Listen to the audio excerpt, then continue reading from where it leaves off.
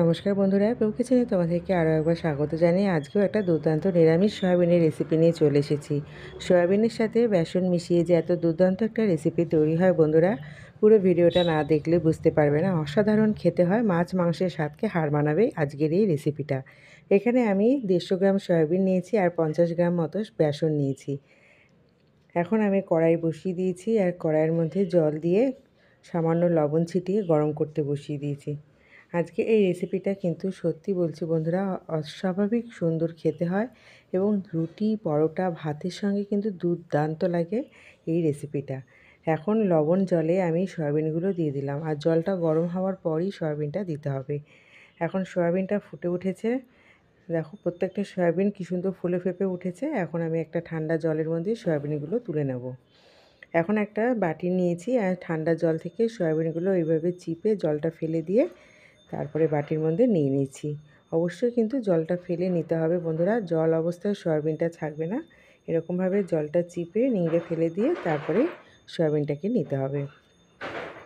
দুর্দান্ত খেতে লাগে যে কোনো রুটি, পরোটা, ভাতের সাথেও এবং নিরামিষের দিনেও কিন্তু অস্বাভাবিক সুন্দর লাগে। আমি এইটুকু বলতে পারি বন্ধুরা, একবার বাড়িতে বানিয়ে দেখো সয়াবিন আর বেসনের রেসিপিটা। এখন যে 50 গ্রাম মতো বেসন নিয়েছিলাম, বেসনটা আমি শুকনো সয়াবিনের মধ্যে দিয়ে দিলাম। ভালো মতো কোট করে নেব সয়াবিনের গায়ের মধ্যে। আজকের এই দুর্দান্ত রেসিপিটা তোমাদের কেমন লাগলো বন্ধুরা, পুরো ভিডিওটা দেখার পর অবশ্যই লাইক করে দিও এবং কমেন্ট বক্সে সুন্দর একটা মতামত জানিয়ে বেশি বেশি করে শেয়ার করে দিও সকল বন্ধুবান্ধবদের কাছে। আর যদি কোনো নতুন বন্ধু এসে থাকো আমার চ্যানেলে, প্লিজ আমার চ্যানেলটিকে সাবস্ক্রাইব করে দেওয়া অনুরোধ রইল। আর পাশে থাকা বেল বাটনটি অন করে রেখো, যাতে আমার যে কোনো রেসিপি আপলোড করা মাত্রই নোটিফিকেশানটা সবার আগে তোমাদের কাছে পৌঁছে যেতে পারে। আমার দেখো সয়াবিনের গায়ে ভালো মতো বেসনটা কোট করা হয়ে গেছে। 5 মিনিট আমি রেস্টে দিয়ে দিলাম। এখন চলে আসছি একটা গ্রেভি তৈরি করব, তার মশলা। তার জন্য নিলাম 4 থেকে 5টা কাঁচা লঙ্কা আর নিয়ে নিলাম পরিমাণ মতো আদার টুকরো আর নিয়ে নিয়েছি টমেটো কুচি, একটা পুরো গোটা টমেটো দিয়েছি। আজকে নিরামিষ এই রেসিপিতে আর কোনো রকম মশলা আমি ব্যবহার করব না, ফাইন একটা পেস্ট হয়ে গেছে। এখন কড়াই বসিয়ে দিয়ে তার মধ্যে 3-4 চামচ সাদা তেল দিয়ে প্রথমে আমি ডুমো ডুমো করে কেটে রাখা মিডিয়াম সাইজের 2টো আলু ভেজে নেব। আলুগুলোকে আমি কেটে পরিষ্কার করে ধুয়ে রেখে দিয়েছি। আর তার মধ্যে ফোড়নে দিচ্ছি 2টো শুকনো লঙ্কা আর 1/2 চামচ জিরে ফোড়ন। আজকের এই সাদামাটা নিরামিষ রেসিপিটা যে এত সুন্দর খেতে হয়েছে, যে কোনো কিছুর সাথে কিন্তু ভীষণ ভালো লেগেছে। রুটি, পরোটা, ভাত, কিন্তু খুব সিম্পল এবং খুব অল্প সময়ে এটা তৈরি হয়ে যায়। নিরামিষ রেসিপি, খুব একটা সময় লাগে না আর খুব একটা মশলাও এখানে লাগে না। এখন তেজপাতা, জিরে আর ফোড়নে যে শুকনো লঙ্কা দিয়েছিলাম ভালো মতো ভাজা হয়ে গেছে। এখন কেটে রাখা আলুগুলো দিয়ে দিয়েছি। এখানে আমি 2টো মিডিয়াম সাইজের আলু ব্যবহার করেছি। আলুগুলোকে কোনো রকম লবণ হলুদ ছাড়াই ঢেকে আমি ভেজে নেব। একদম মিডিয়াম আঁচে ভাজবো, কোনো রকম লবণ হলুদ এখন ব্যবহার করিনি। আলুগুলো সুন্দর একটা রং চলে এসেছে। আলুগুলোকে এখন আমি তুলে নিচ্ছি। যে সকল বন্ধুরা আমার ফেসবুক আর ইনস্টাগ্রাম পেজ থেকে আমার রেসিপিটা ফলো করছো, রেসিপিটা ভালো লেগে থাকলে অবশ্যই লাইক, কমেন্ট, শেয়ার করো বেশি বেশি করে। এই সকল দুর্দান্ত রেসিপি পেতে হলে অবশ্যই পেজটিকে ফলো করে দিও। আলুগুলো ভাজা হয়ে গেছে, এখন প্লেটের ওপর তুলে নিলাম। আর ওই তেলের মধ্যে এখন আমি যে সয়াবিনটা কোট করে রেখেছিলাম বেসন দিয়ে, সয়াবিনটাকে একটু হালকা ফ্রাই করে নেব। এতে কী হবে, সয়াবিনটা কিন্তু নরম তুলতুলে থাকবে আর খেতে কিন্তু দুর্দান্ত স্বাদ হবে। আমরা যে নর্মালি যেরকম সয়াবিন রান্না করি সেই রকম সয়াবিনের থেকে আজকের রেসিপিটা কিন্তু দুর্দান্ত আলাদা এবং খেতেও কিন্তু অস্বাভাবিক টেস্ট।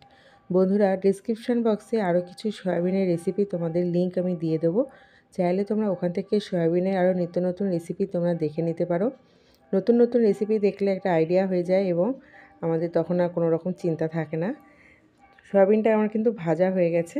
এখন দেখো আমি সয়াবিনটাকে তুলে নিচ্ছি। এটা যদি ননস্টিকের কড়াই হতো তাহলে কিন্তু এতটা লেগে যেত না। অ্যালুমিনিয়ামের কড়াই বলে চারিদিকটা লেগে আছে। যদিও আমি গাটা পরিষ্কার করে আবার 2 চামচ তেল দিয়ে এখন সবথেকে একটা অন্যরকম ফ্লেভার আনার জন্য দিয়ে দিয়েছি হিং। গরম তেলের ওপর হিংটা দেওয়া মাত্রই কী সুন্দর ফুটে উঠেছে। আর এখন আমি যে বেটে রাখা একটা মশলা রেখেছিলাম, আদা, কাঁচা লঙ্কা আর টমেটো, তার একটা পেস্ট এখানে দিয়ে দিলাম।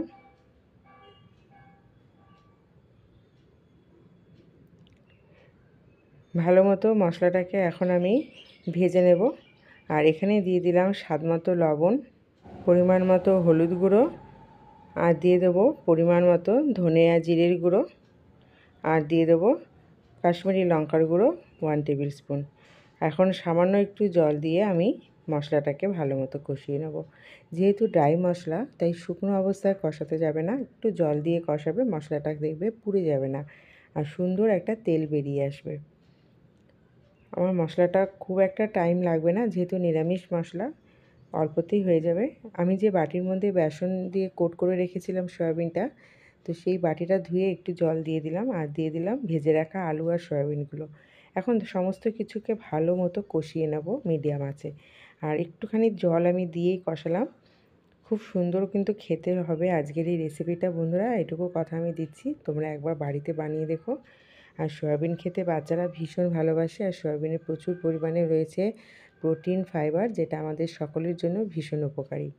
তো সয়াবিনের আরও কিছু রেসিপির লিঙ্ক দিয়ে দেবো ডেসক্রিপশন বক্সে, তোমরা একবার চেক করে নিও। এখন এখানে আমি উষ্ণ গরম জল দিয়েছি 1.5 গ্লাস মতো, বেশি একটা গ্রেভি রাখবো না, একটু শুকনো শুকনো থাকবে। এখন ভালো মতো হাই ফ্লেমে 10 মিনিট ফুটিয়ে নেব। ভালো মতো আমার ফুটে গেছে, গ্যাসটা অফ করে দিয়েছি। এখন এর মধ্যে দিয়ে দেবো 1 চামচ মতো গরম মশলা পাউডার, আর দিয়ে দেবো 1 চামচ চিনি। চিনিটা পুরোপুরি অপশনাল, নিরামিষ সবজিতে বা নিরামিষ যে কোনো রান্নাতে একটু চিনি হলে ভালো লাগে খেতে, তাই চিনিটা কিন্তু আমি সবার শেষে এখানে ব্যবহার করেছি। চিনিটা অপশনাল, চাইলে দিতেও পারো, নাও দিতে পারো। গরম মশলা দিয়ে নামিয়ে নেবো আজকের এই নিরামিষ সয়াবিনটা। কতটা দুর্দান্ত খেতে হয়েছে বন্ধুরা, অস্বাভাবিক টেস্ট, একবার বাড়িতে বানিয়ে দেখো।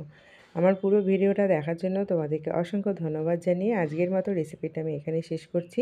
আবার চলে আসবো নতুন একটা রেসিপি নিয়ে। ভালো থেকো, সুস্থ থেকো। আজকের মতো টাটা।